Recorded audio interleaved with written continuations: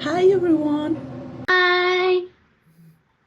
and welcome to this special episode of my podcast, The Dark Side of the Makeup Industry. My name is Andrea, and today we are going to uncover what lies beneath the world of beauty.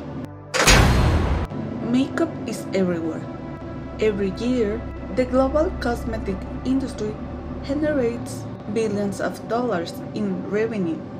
According to Statsia, the worldwide beauty market was valued at more than 500 millions of dollars in 2024, and it keeps growing. At first sight, the industry looks glamorous, powerful, and inspiring. It helps people feel more confident, gives opportunities for creativity, and even creates jobs for millions of people. But like any big industry, there is another side, a dark side, that many consumers don't see. In today's episode, we will explore this dark side through four main perspectives. The first one was unrealistic beauty standards and their psychological impact. The second one was health risk of certain products and the role of dermatology. The third one was the environmental footprint of makeup production and waste. And the final was the influence of social media and beauty content creators. To enrich this discussion, I will also include interviews with two guests, a dermatologist and a makeup content creator. Together, we'll reflect on how the makeup industry impacts not only our looks, but also our health, our planet, and our mental well-being.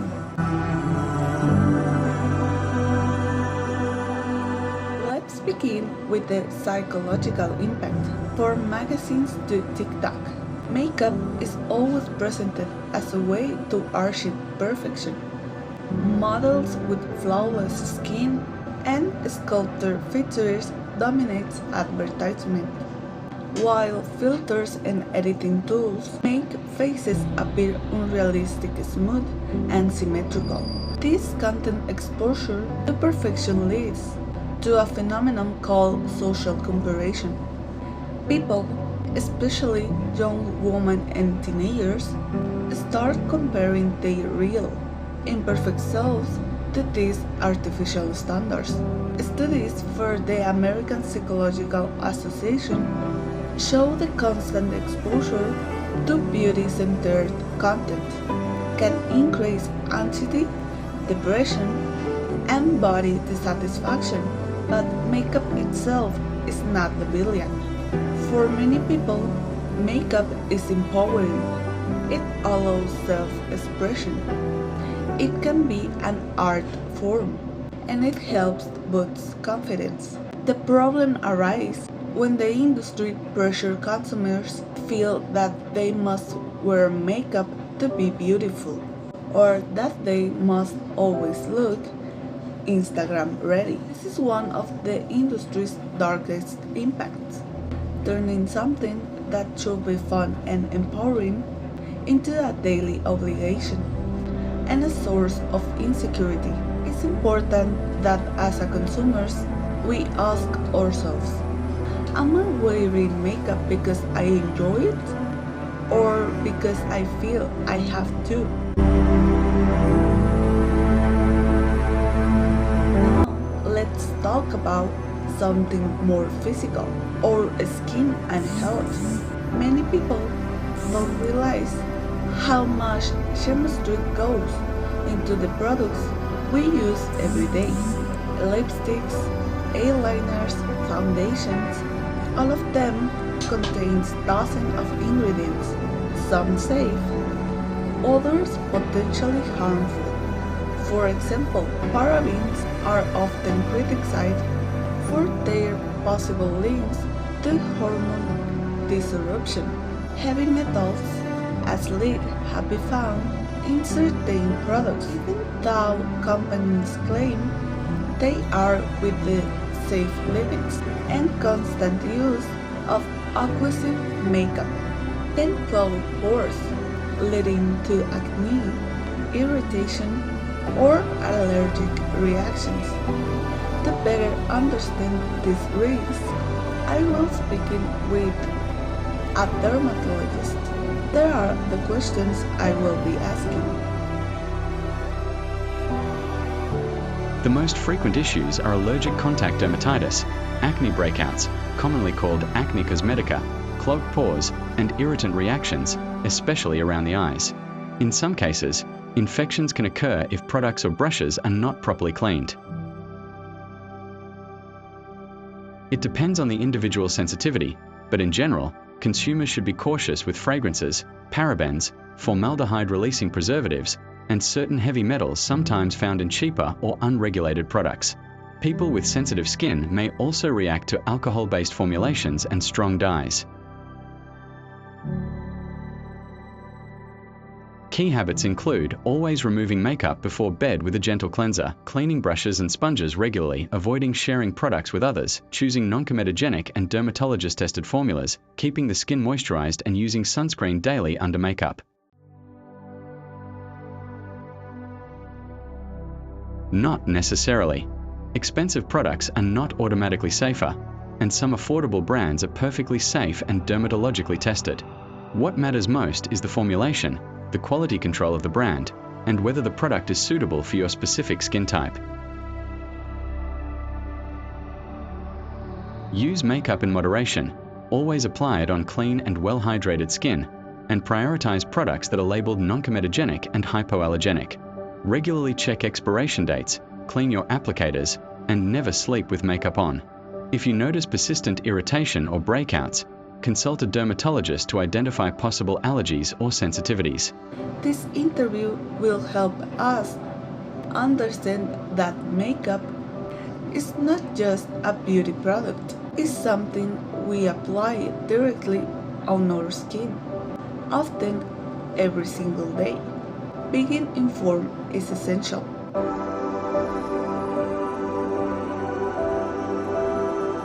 Next, let's talk about the environment. Global beauty industry produces billions of plastic containers every year, most of which we are never recycled. Packaging for mascara, lip gloss, or compacts is often made for mixed plastics and metals, making them impossible to process in a recycling plant. And then there's the issue of microplastics. Glitter and powder particles wash down drains and end up in our rivers or oceans, where they harm fish and marine ecosystems. Even natural ingredients like palm oil contribute to deforestation and habitat destruction, especially in Southeast Asia. But there's hope. Some companies are starting to introduce eco-friendly packaging, refill systems, or biodegradable ingredients. Still, these are the exception, not the rule. The reality is that beauty often comes at the cost to the planet. This is why, as customers, we need to ask ourselves, do we really need 10 different mascaras? Or can we support brands that take sustainability seriously? Finally, let's look at the role of social media. Platforms like YouTube, Instagram, or TikTok have transformed makeup into a cultural phenomenon. Makeup tutorials, unboxings, and reviews attracts millions of views every day. Content creators have become the new face of the industry, shaping trends and influencing customer habits. But this visibility also creates new pressure, constant comparison, filter culture, and the chase for likes and sponsorships. To dive deeper, I spoke with a makeup content creator. These are the questions I will be asking. I've always loved makeup as a way of expressing myself and boosting confidence. At first, I would do looks for my friends and family, and they encouraged me to share them online. What really inspired me was the idea of connecting with people around the world who share the same passion, and being able to inspire others to feel good in their own skin. Yes, definitely. Social media often shows only the highlight reels, and sometimes it feels like there's pressure to never have a bad skin day, or to always look camera ready. But I try to remind myself, and my audience, that perfection isn't real, and it's okay to show flaws and be human. Trends can be really fun because they keep content fresh and exciting. But filters can create unrealistic standards, and I've noticed some followers compare themselves harshly. That's why I talk openly about it. I use filters sometimes for creativity, but I make sure to show unfiltered content too, so people know the difference. For me, honesty comes first. I share when a product doesn't work for me, and I'm transparent about editing or lighting. Of course, I like to look polished in my videos, but I also make space for more real, everyday moments, like showing my bare skin or how makeup actually wears throughout the day. Yes, I do. More brands are celebrating diversity, skin texture, and imperfections. Audiences are asking for realness, and creators are responding. I think there's a shift toward using platforms not just for beauty, but for promoting confidence, inclusivity, and responsible consumption. It's not perfect yet, but it's evolving in a positive direction. This interview highlights the dual role of social media. It can inspire creativity and community, but it can also magnify insecurities and unrealistic expectations. As we've seen, makeup is far more than a beauty tool. It's a global industry with enormous influence on our self-image, our health, our planet, and our culture. On one side, makeup allows us to express ourselves and connecting with other people. On the other, it can pressure us into impossible beauty standards, expose us to health risk, and contribute to environmental damage. The good news is that awareness is growing. More people are questioning the industry, demanding transparency for brands, and following creators who promote authenticity instead of perfection. So the challenge is this: let's enjoy makeup.